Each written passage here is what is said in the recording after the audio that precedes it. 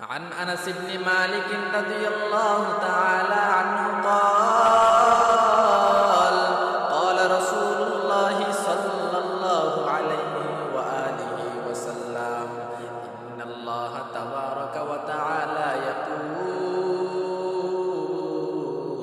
إذا أخذت كريمتي عبدي في الدنيا لم يكن له جزاء عندي إلا الجنة জামিউ তিরমিজি দ্বিতীয় খণ্ড 24 নং হাদিসের বর্ণনায় এসেছে রাহমাতুল লিল আলামিন বলেন, রব্বুল আলামিন বলেন, হে আমার বান্দারা, দুনিয়াতে যদি আমি আল্লাহ আমার কোন বান্দার কারিমা নিয়ে যাই। মা মানাল কারিমা, কারিমা কাকে বলে? আল মুজামুল ওয়াসিতের মধ্যে কারিমার অর্থ লেখা হয়। কারিমা মানে হলো কুল্লু জারিহাতিন শরীফা, আমার শরীরের মধ্যে আমার সবচাইতে দামি অঙ্গটা আমার জন্য কারিমা।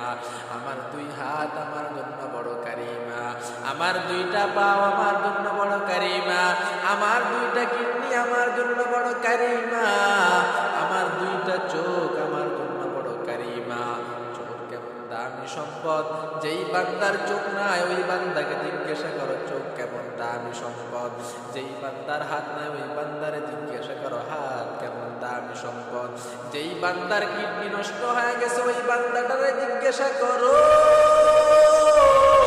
কিডনি কেমন দামি সম্পদ। ওই বান্দা বলবে গোটা দুনিয়ার বিনিময়ে আমি আমার দুইটা কিডনি সুস্থ থাকুক এটা আমি চাই। কিন্তু তাহলে বান্দা, এই যে দামি অঙ্গগুলো জন্ম থেকে আল্লাহ তাআলা আমাদেরকে দিয়েছেন, রব্বুল আলামিন বলেন, আমি আল্লাহ যদি আমার কোনো বান্দাকে এই অঙ্গগুলো সুন্দরভাবে দেওয়ার পর দুনিয়াতে কোনো মাধ্যমে যদি আমি আমার এই বান্দার অঙ্গগুলো আবার নিয়ে যাই, অ্যাক্সিডেন্টের মাধ্যমে বান্দা তোমার চোখ নষ্ট হয়ে গেছে, অ্যাক্সিডেন্টের মাধ্যমে বান্দা তোমার হাত ভেঙে গেছে, পাও ভেঙে গেছে, অসুস্থতার কারণে বান্দা তোমার কিডনি নষ্ট হয়ে গেছে, আল্লাহ তাআলা বলেন বান্দা এই তোমার দামি অঙ্গগুলো হারানোর পর বান্দা তুমি পেরেশান হইও না, দুনিয়াতে সামান্য কয়েকদিন তুমি ধৈর্য ধারণ করো। যদি আমি আল্লাহ তাআলা তোমার এই দামি অঙ্গ নিয়ে যাওয়ার ফলে যদি তুমি ধৈর্য ধারণ করতে পারো, সওয়াবের আশা রাখো, তাহলে আমি মাওলার পক্ষ থেকে তোমার জন্য কি নিয়ামত আছে ভালো করে শুনে নাও।